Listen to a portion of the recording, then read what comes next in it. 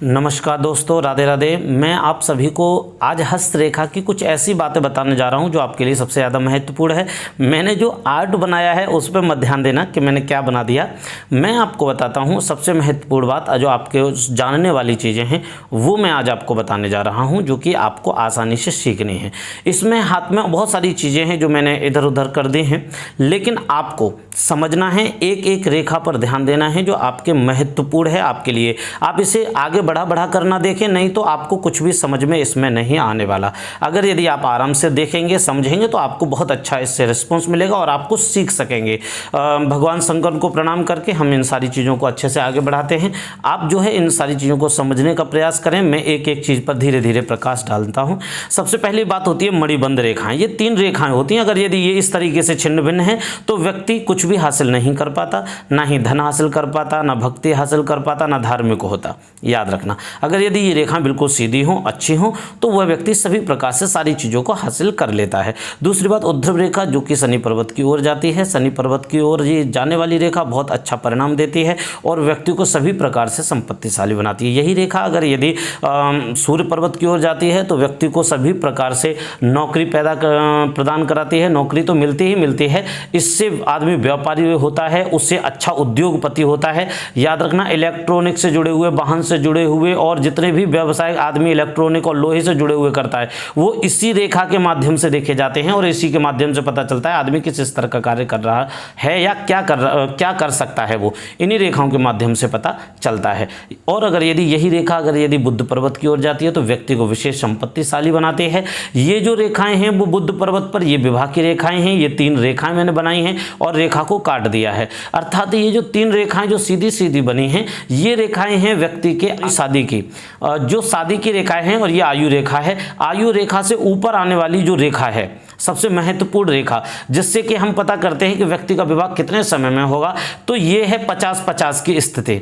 याद रखना, 50 की स्थिति की रेखा है ये। इसमें आपको कट लगा देना है। अगर यदि इस साइड में 25 वर्ष हो गए, इस ओर 25 हो गए, अगर यदि आपको जो रेखा जो कट लगाते हैं, अगर यदि इधर 25 से ऊपर निकल जाती है रेखा, तो उस व्यक्ति का 25 से 30 के बीच में विवाह होगा, अर्थात 32 तक विवाह होगा। और अगर यदि ये आधी ही रेखा, इतनी ही थोड़ी रेखा पाई जाती है, तो उस व्यक्ति का 25 वर्ष तक विवाह हो जाएगा। दूसरी बात, ये आयु रेखा है। अगर यदि यह रेखा बहुत अच्छी होती है किसी के हाथ में, और अगर यदि निर्मल होती है, इसमें कोई भी अगर यदि छिन्न भिन्नता नहीं होती, तो ऐसा व्यक्ति निर्मल होता है, शुद्ध विचारों वाला होता है, तथा मनुष्य कभी भी शांत मतलब अशांत नहीं रहता, हमेशा शांति चित्त वाला और दयालु होता है। अगर यदि यही आयु रेखा अगर यदि गुरु पर्वत पर 2 भागों में बट जाती है तो व्यक्ति विशेष संपत्तिशाली होता है 2 मुखी रेखा होने पर। अगर यदि एक सीधी ही रेखा ये यहाँ गुरु पर्वत पर, उठे हुए पर्वत पर अगर यदि आ जाती है, तो मान लीजिएगा कि उस व्यक्ति को आसानी से प्रत्येक एक वस्तु प्राप्त हो जाएगी और वह संपत्ति में पूर्ण रहेगा। दूसरी बात, उसकी लव मैरिज शादी भी होगी, वो इसी से पता चलता है। प्रेम विवाह की स्थिति इसी से पता चलती है। याद रखना, प्रेम विवाह अगर यदि ये जो आयु रेखा है अगर यदि वो यहाँ आ जाती है तो ये मान लीजिए सभी प्रकार से लाभ देने वाली रेखा सिद्ध होगी। इसे हृदय रेखा भी कहते हैं और इसको मस्तिष्क रेखा कहते हैं, इसको जीवन रेखा कहते हैं। तो याद रखना, अगर यदि ये रेखा पर अगर यदि ये पूर्ण आ जाती है, 2 मुखी हो जाती है, तो बहुत अच्छा लाभ देने वाली रेखा होती है। अर्थात अब बात करते हैं मात्र रेखा के विषय में। मात्र रेखा अर्थात मस्तिष्क रेखा, ऐसी ये वाली रेखा अगर यदि मात्र रेखा अगर यदि शुद्ध है, अच्छे है, और अगर यदि ये अच्छे है, तो ऐसा व्यक्ति बुद्धिमान, ये रेखा पूरी सीधी, ऐसा व्यक्ति बहुत ही तो विद्वान, विचार निपुण, प्रभावशाली, मानसिक बल से युक्त होता है, तथा उससे कोई भी प्रकार से विपरीत उसे परिणाम नहीं दे सकता। वो अपनी मर्जी से प्रत्येक कार्य को सही कर लेगा और प्रत्येक कार्य को वह उच्च स्तर पर ले जाकर अपने आप को सिद्ध कर देगा। ये इस रेखा की खासियत है, ये प्रभाव है इसका जिसके भी जीवन में होता है। हाँ, अगर यदि ये रेखा और ये रेखा कुछ लोगों की आपने देखी होंगी, दोनों एक साथ निकल रही होती है, जुड़कर रेखा, ऐसा आदमी बहुत ही छल करने वाला, कपट करने वाला, द्वेष करने वाला, विषमता फैलाने वाला और दूसरों को पीड़ा देने वाला ऐसा व्यक्ति होता है। तो इससे बचना है। एक और बात, ये जो सीधी सीधी रेखाएं हैं, ये वाली रेखाएं, ये रेखाएं होती हैं भाई बहनों की रेखाएं। ये जो सीधी जो मैंने ये बनाई हैं, ये रेखाएं जो होती हैं वो राजयोग की रेखाएं होती हैं। अगर यदि किसी के हाथ में यूं नीचे से ऊपर को पाई जाए या फिर ऊपर से सीधी यूं करके पाई जाए, तो ऐसा व्यक्ति विशेष संपत्तिशाली होता है। ये रेखाएं जो मैंने बनाई हैं, ये रेखाएं, ऐसा व्यक्ति भरोसे का लायक नहीं होता है।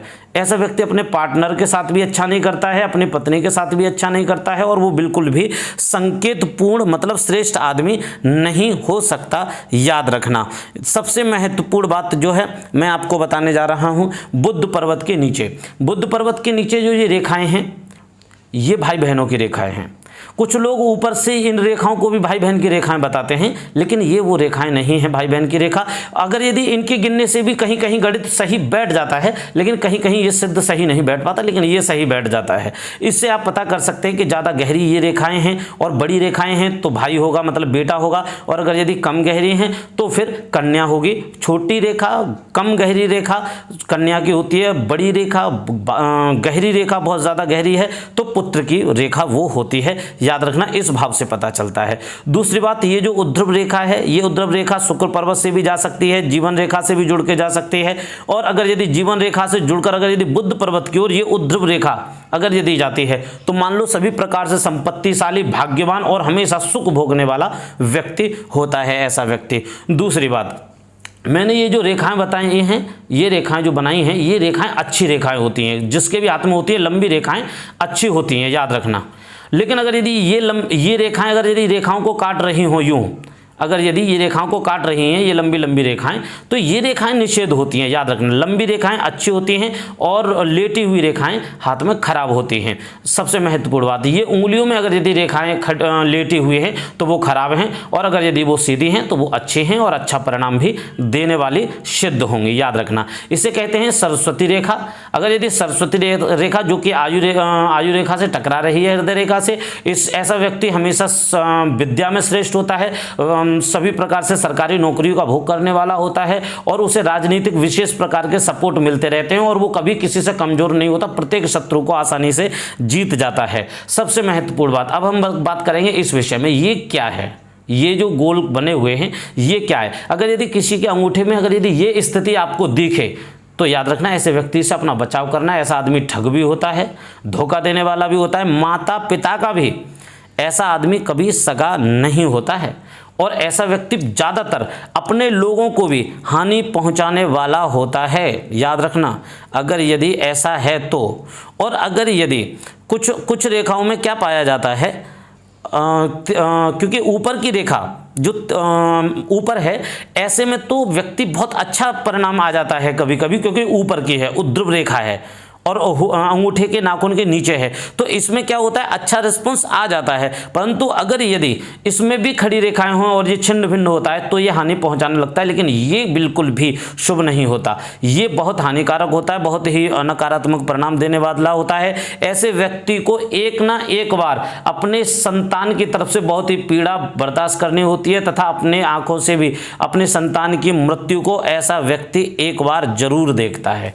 अब आगे की जो मैं वीडियो बनाऊंगा उन वीडियो में मैं बताऊंगा कि त्रिकोण का क्या भूमिका रहती है, त्रिकोण क्या करते हैं, त्रिकोण कहां कहां होने पर व्यक्ति को धन संपत्तिवान बनाते हैं, और व्यक्ति को क्या क्या लाभ देने वाले होते हैं। आपको अगर यदि और भी बहुत सारी चीजें जाननी हो तो हम इससे आगे आपको चक्रों के विषय में भी बताएंगे, आपको अभी शुक्र पर्वत के विषय में भी बताएंगे, आपको सूर्य पर्वत के विषय में भी बताएंगे, और गुरु पर्वत के विषय में भी बताएंगे, और कौन सा चक्र कहां होने पर क्या परिणाम देता है, कौन सा त्रिकोण कहां लाभ देता है। एक डमरू रेखा होती है जो व्यक्ति की राजनीतिक सपोर्ट को बढ़ाती है, और वो क्या होती है, कैसे होती है, मैं उसके विषय में भी बताऊंगा। लेकिन उससे पहले आप हमारे चैनल को सब्सक्राइब करें, लाइक करें और मुझे दें अनुमति, जिससे कि मैं आपके लिए और अच्छी अच्छी वीडियो लेके आ सकूं।